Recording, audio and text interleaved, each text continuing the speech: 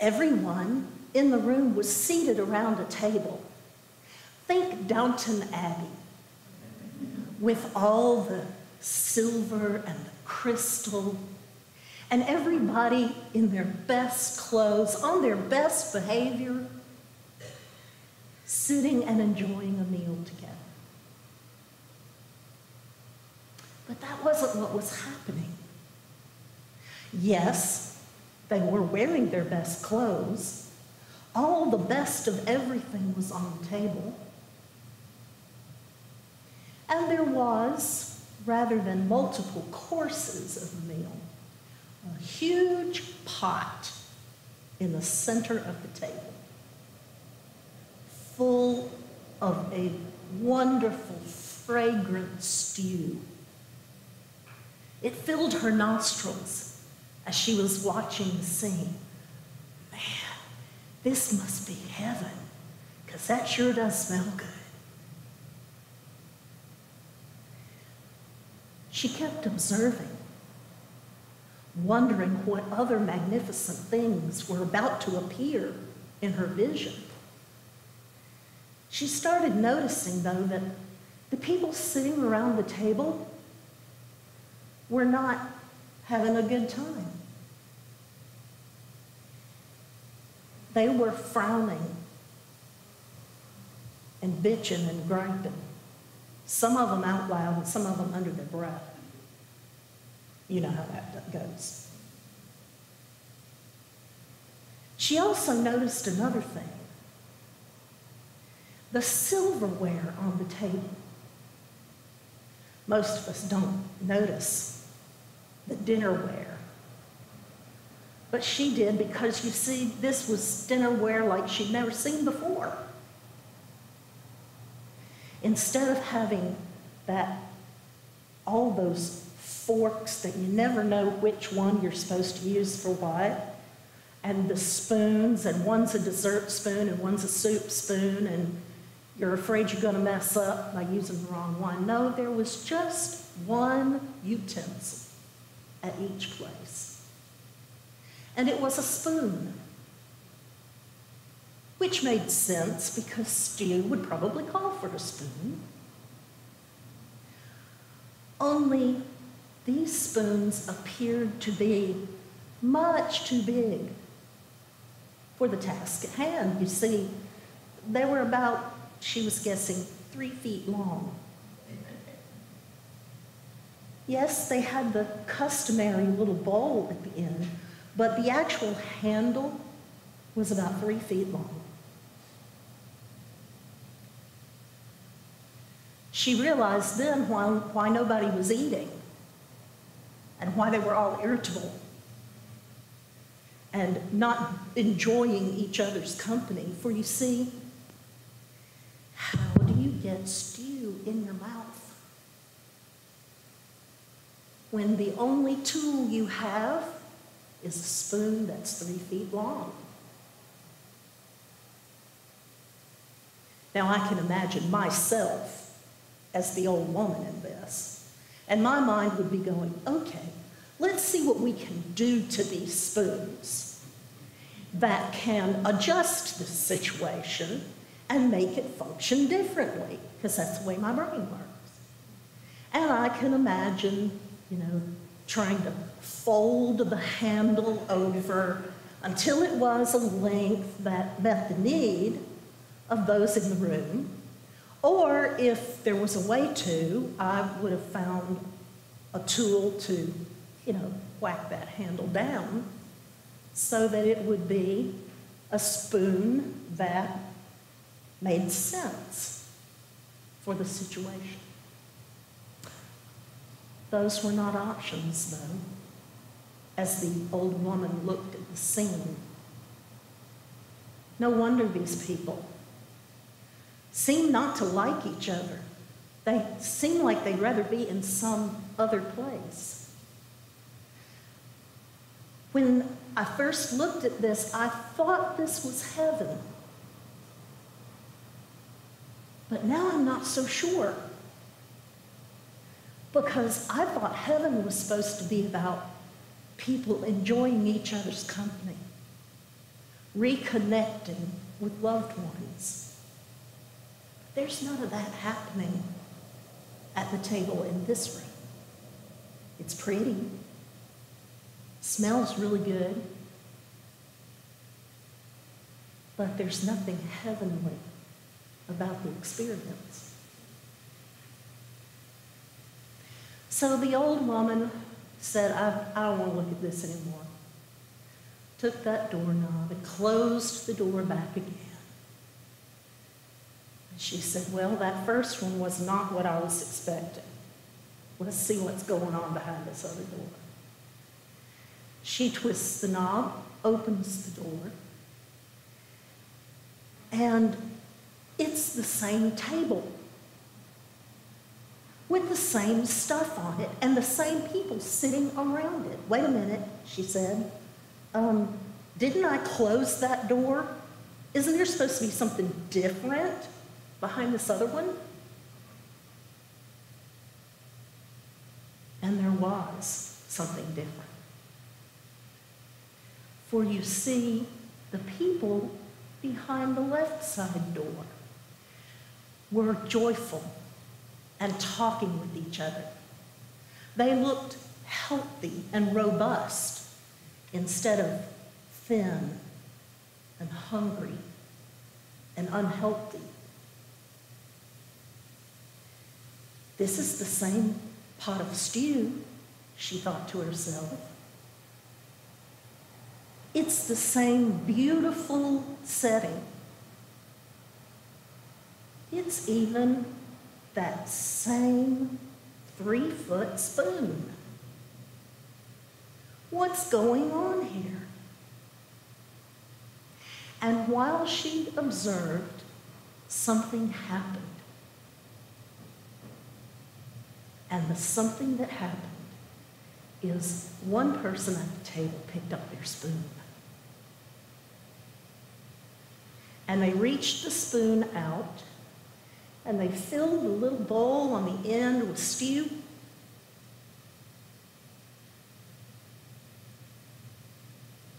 And they fed it to the person across the table.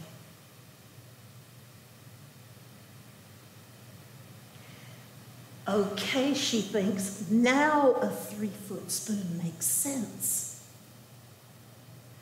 And after this first person does it, then everyone else at the table starts doing it too.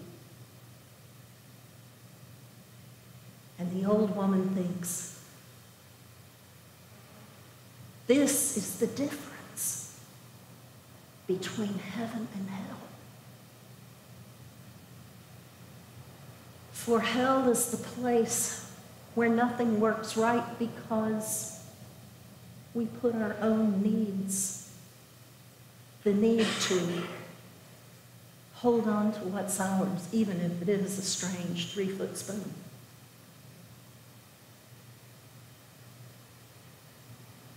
Hell is where we are unwilling or unable to take the risk to reach out our spoon and offer food to someone else. Hell is the place where before we present someone with our full spoon, we want to know their backstory. Who are you? What are you about? Do you think like me? Do you behave like me? Well, I need to know something about you before I'll feed you.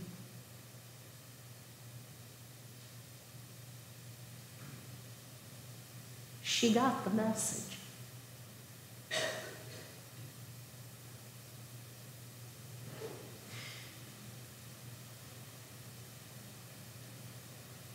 Somewhere out there today, there's somebody talking about heaven and hell in a whole different way from the way I'm talking about it.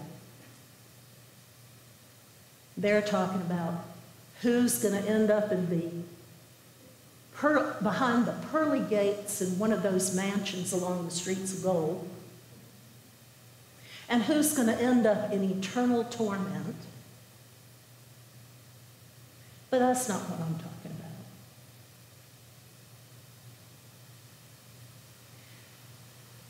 For you see, I have believed for a long time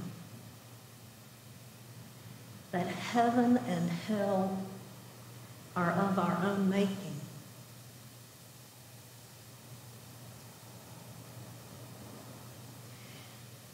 Jesus wasn't about where we would go and what we would do after this place and this time. He was about that moment. The moment of now.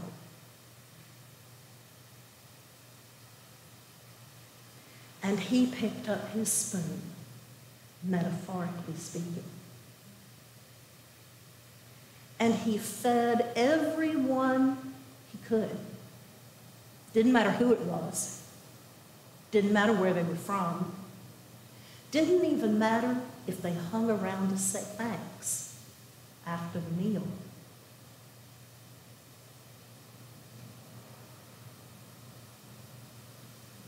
It was about meeting the need of the moment.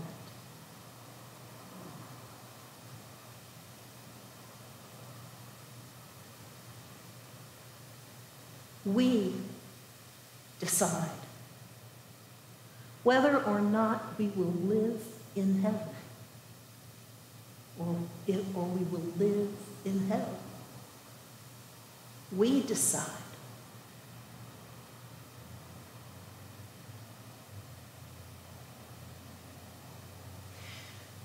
I was reading online about different understandings of certain words as I was preparing for this morning.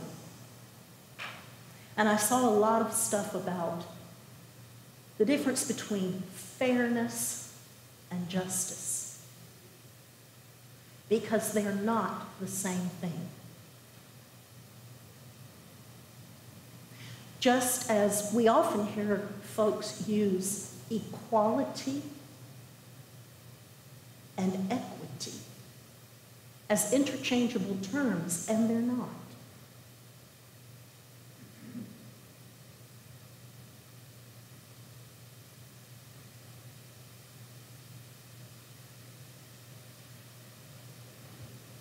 Fairness.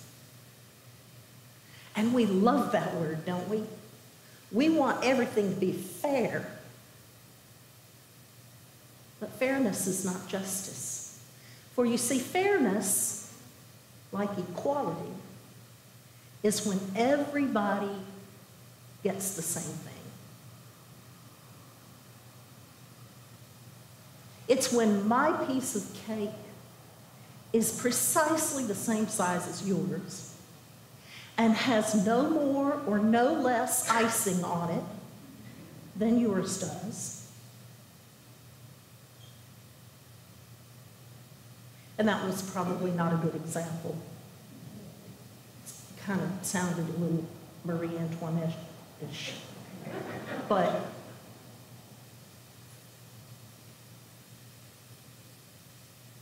justice and equity are about not the thing we get, not what we have access to, not everyone receiving the same. Justice and equity are about everyone having what they need to achieve the same goal, to meet the same objective. And so, like this cartoon I saw online, and I love a good cartoon, but this one was particularly amusing to me because it was a cartoon of what appeared to be a dad, and then an older child and a younger child, and they're all outside the fence at the ballpark. And they didn't get in, but they want to see in. The first version has Dad's up on his toes, but he's looking over the fence. He's cool, like he is. The older son, well, he can kind of see if he jumps up and down every now and then. But Dad goes and gets an old, worn-out milk crate and pulls it over there. Son, stand on this. And then the little boy can see. The younger child, he was just sitting there frustrated because he might as well not even stand up, because his head was nowhere near the height of the fence.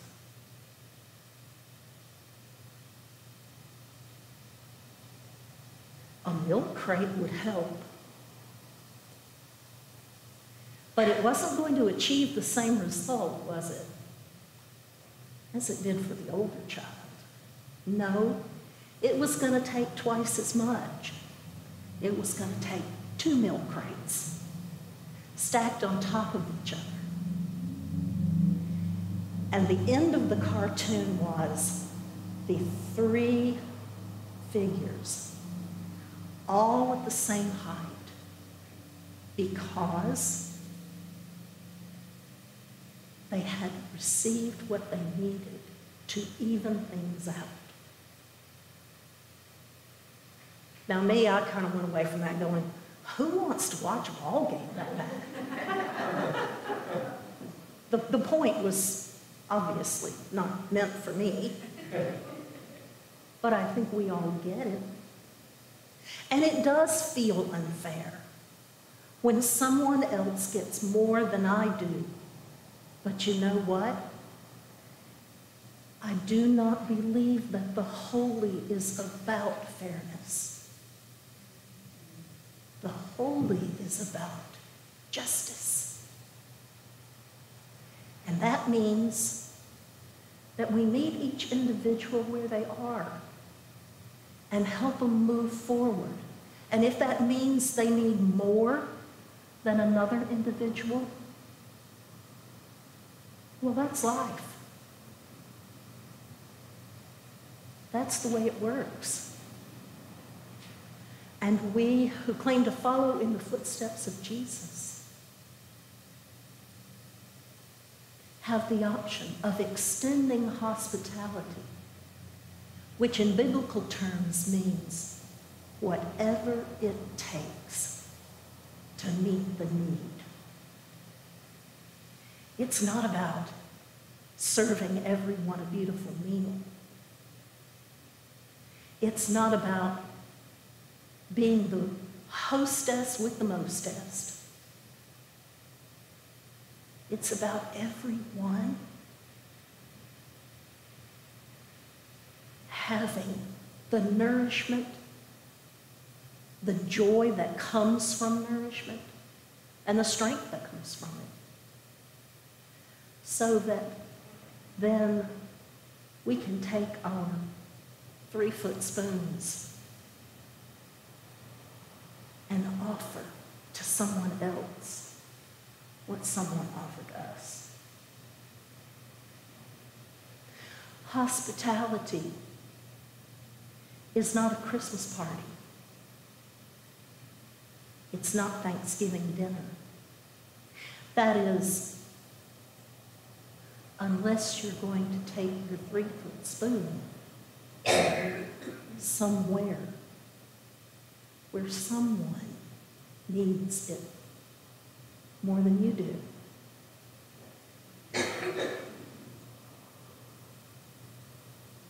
I think I might see if I can order some 3-foot spoons somewhere. I wish I had some today, because I think that that would be a poignant reminder of the fact that we have a choice of whether we sit around and gripe about what we don't have, or if we measure our lives not by what we receive and hold on to, but what we give away.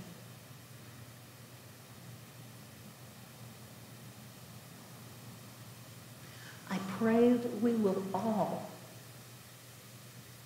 find places to to use our 3-foot spoons this week. Think about that. Where could you go and find that kind of need? It may not be for physical food. It may be for spiritual food. Well, a 3-foot spoon can hold many things. Go forth and use your utensils the way they were meant to be used. Amen.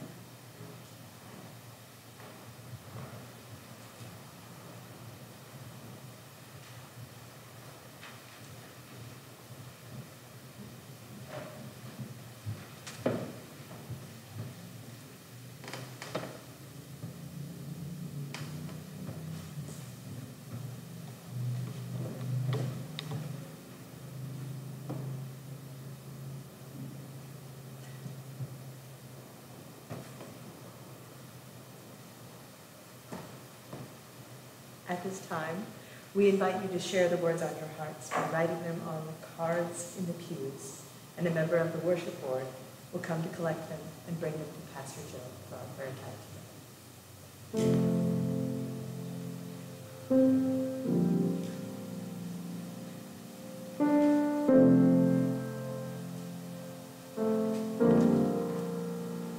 At this table we lift our voices in prayer.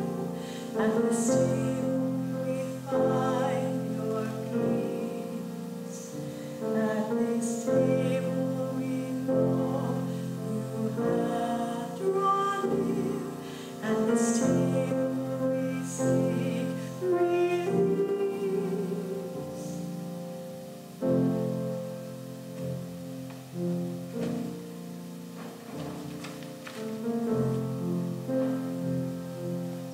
Please join me in singing. At this table we lift our voices in prayer. At this table we seek your peace. At this table we know you have drawn near. At this table we find release.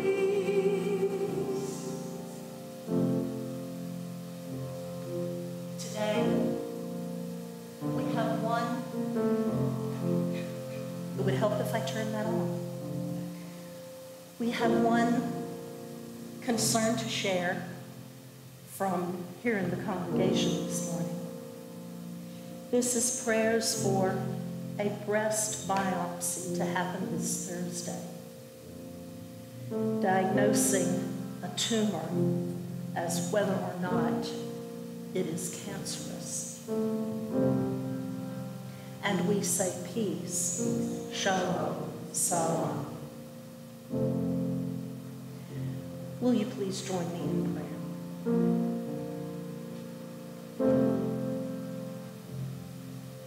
Spirit of the 3-foot spoon, we often get things completely backwards from the way you mean for us to live. Our world tells us that it matters if we have the best of everything, if we are comfortable, if we feel safe, if our bellies are full.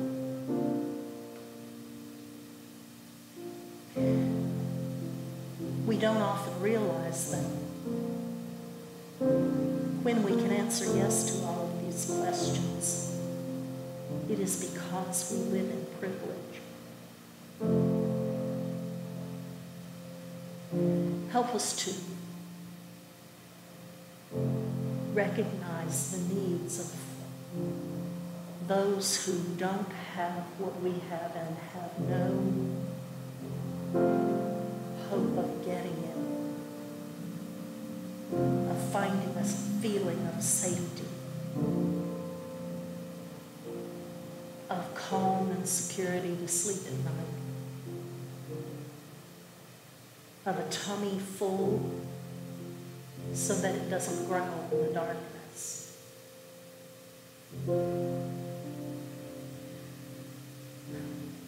We make sandwiches, and that's a good thing. But do we make enough?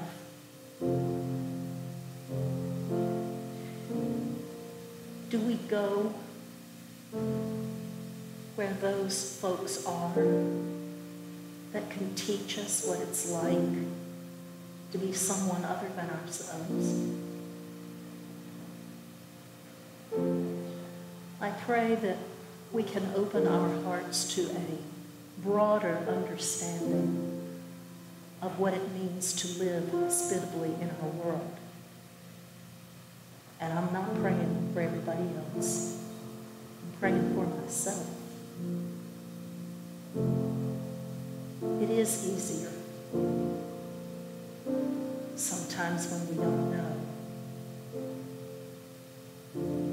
It would have been easier if Jesus had decided not to know, but that wasn't the decision he made. So I pray that it doesn't become ours.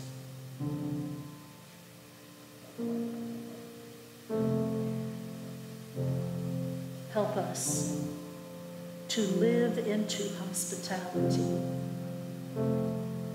to live out hospitality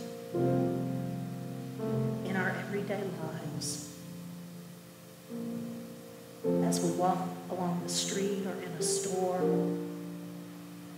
or among those we work with, or have a cup of coffee with.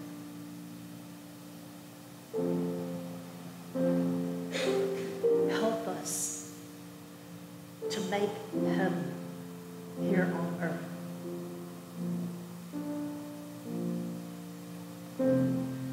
I pray this in the name of the one you sent among us to show us true hospitality. The one who also taught us to pray for hospitality, that what happens in heaven might also happen on earth. Who taught us to pray with words much like the ones we will say together now as they appear on the screen. Ground of all being, mother of life, father of the universe, your name is sacred beyond speaking. May we know your presence. May your longings be our longings in heart and in action. May there be food for the human family today and for the whole earth community. Forgive us the falseness of what we have done as we forgive those who are untrue to us. Do not forsake us in our time of conflict, but lead us into new beginnings. For the light of life, the vitality of life, and the glory of life are yours now and forever. Amen.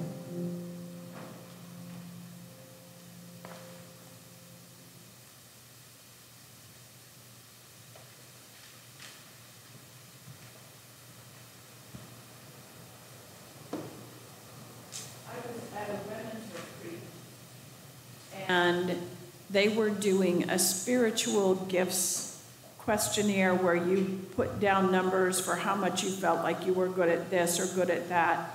And they had hospitality on there. And it had never occurred to me before that time that hospitality was a spiritual gift. And it was really interesting because I was very high in that hospitality because, you know, we were at Fred Meyer one time and this person said, "Oh, I love those sunglasses." And I said, "Oh, would you like to have them?" And my husband looked at me and said, "Wait a minute." I was like, "What? We found them. We didn't buy them." And maybe they're supposed to move on. He was not impressed with my. So, but I think that we are really fortunate, all of us here, in that we have enough to share without hurting ourselves. And one of the things I will say, when Jill talked about fairness, my mother said to us many times, fair is not always equal. What is fair may not mean that two people get exactly the same thing. One person may need things more than the other. So what we have here is an opportunity for us to give to the church, to help people, and we do help a lot of people. And for us to know that the gifts that we have are being shared. So using our 3-foot spoons, when you're ready to support our mission, you can send a text to 206-785-2549 and follow the prompts to give.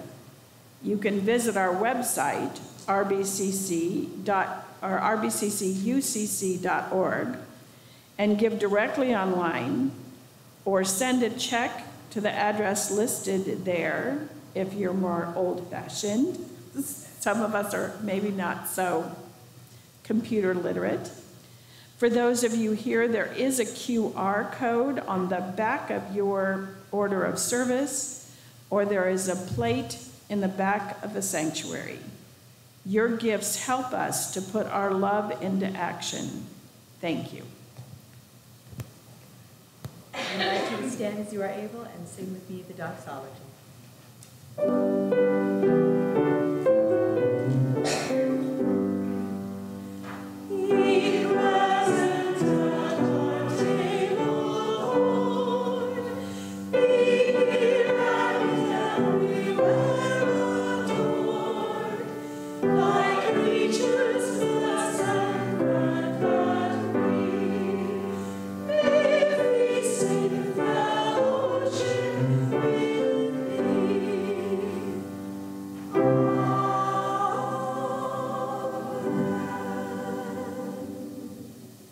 We'll sing our closing hymn together, which is number 393 in your hymnal or on the screen. Blessed be the time and place.